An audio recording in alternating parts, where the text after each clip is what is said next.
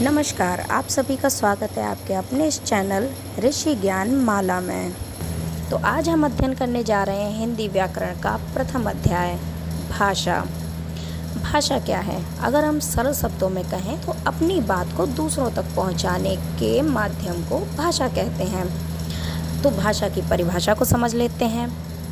हम सभी अपने विचारों को एक दूसरे तक पहुंचाने के लिए आपस में बातचीत करते हैं। हम जो कुछ भी बोलते हैं उसे अन्य व्यक्ति सुनकर समझ लेते हैं। जैसे जब आपको भूख लगती है तब आप अपनी माँ को बोलकर बताते हैं कि आपको भूख लगी है और माँ आपको भोजन दे देती है। तो विचारों के आदान प्रदान के इसी साधन को भाषा कहते हैं। अब भाषा कितने प्रकार की होती है? देखिए, हम अपनी बात को या तो बोलकर बताते हैं या लिख कर बताते हैं और कभी कभी इशारों में भी बात करते हैं। तो ये तीनों ही प्रकार भाषा के अंतर्गत आते हैं। इसीलिए भाषा के 3 प्रकार होते हैं: मौखिक भाषा, लिखित भाषा, सांकेतिक भाषा।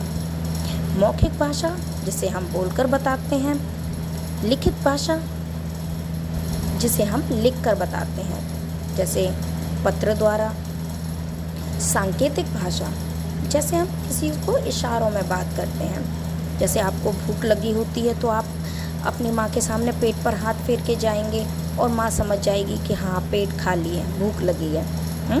तो ये सब हो गए भाषा के प्रकार। तो अब इसकी परिभाषा को समझते हैं। मौखिक भाषा, हम अपने मन के भावों और विचारों को बोलकर प्रकट करते हैं और दूसरों के मन के भावों और विचारों को सुनकर जानते हैं। यह भाषा का मौखिक रूप है। इसके उदाहरण क्या हैं? नेताजी सभा में भाषण दे रहे थे। भाषण बोलकर दिया जाता है।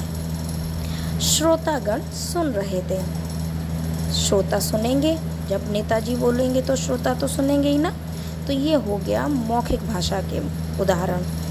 अब आते हैं नंबर 2 लिखित भाषा पर। तो लिखित भाषा में हम अपने भाव या विचार लिखकर प्रकट करते हैं और दूसरों के मन के भाव या विचार पढ़कर जानते हैं। यह भाषा का लिखित रूप कहलाता है। अब आएंगे नंबर 3 सांकेतिक भाषा की परिभाषा पर। तो सांकेतिक भाषा क्या है? जब इशारे अथवा हाथ के संकेतों द्वारा सामने के किसी व्यक्ति को कुछ समझाया जाता है तो वह सांकेतिक भाषा होती है। जैसे हाथ से इशारा करके चाय मांगना, भूख लगने पर पेट पर हाथ फेरना। अब हमारे देश की राष्ट्रभाषा हिंदी है, जो कि हम सभी जानते हैं। देश के अलग अलग राज्यों में अनेक भाषाएं बोली जाती हैं। कुछ राज्य और उनमें बोली जाने वाली भाषाओं के नाम इस प्रकार हैं। राज्य गुजरात, और उसमें बोली जाने वाली भाषा कौन सी होती है? गुजराती। ऐसे ही आंध्र प्रदेश में कौन सी भाषा बोलते हैं? तेलुगु। तमिलनाडु में तमिल, महाराष्ट्र में मराठी, केरल में मलयालम, उड़ीसा में उड़िया। ये कुछ राज्य हैं जिनकी अलग अलग भाषाएं होती हैं। अब जो कुछ भी हमने अध्ययन किया है वो हमें कितना समझ में आया है, इसके लिए एक छोटा सा टेस्ट हो जाए। तो ये आपका गृह कार्य यानी होमवर्क है। अब आपको ये करना है। रिक्त स्थान भरिए। जो खाली जगह हैं उनको आपको कंप्लीट करना है यानी पूरा करना है।